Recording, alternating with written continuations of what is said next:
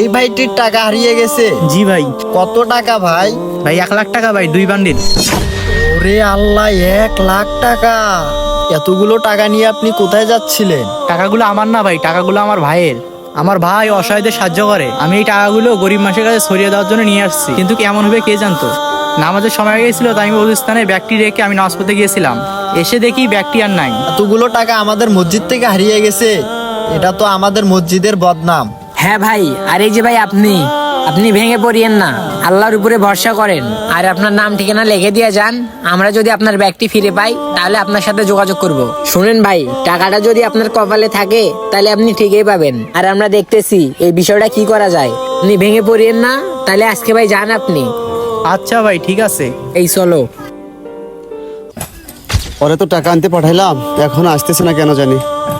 কিরে, তোরা যে ব্যাংক থেকে টাকাগুলো আনতে বলছিলাম, টাকাগুলো দে আমারে। কিরে, চুপ করে আসিস কেন? কথা বলতেছিস না কেন? চুপ করে আসিস কেন? টাকাগুলো দে।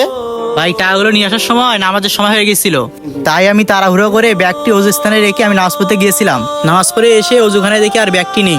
টাকাগুলো নেই মানে? নিশ্চয় তুই টাকাগুলো কোথাও খরচ করে এসেছিস। বিশ্বাস করো ভাই, আমি টাকাগুলো অন্য কাজে খরচ করিনি। মনে রাখিস, টাকা না নিয়ে আসা পর্যন্ত তোর এই বাড়িতে কোনো জায়গা নেই। যা এখান থেকে, যা। টাকা না নিয়ে তুই যেন আর আমার এই বাড়িতে আসিস না।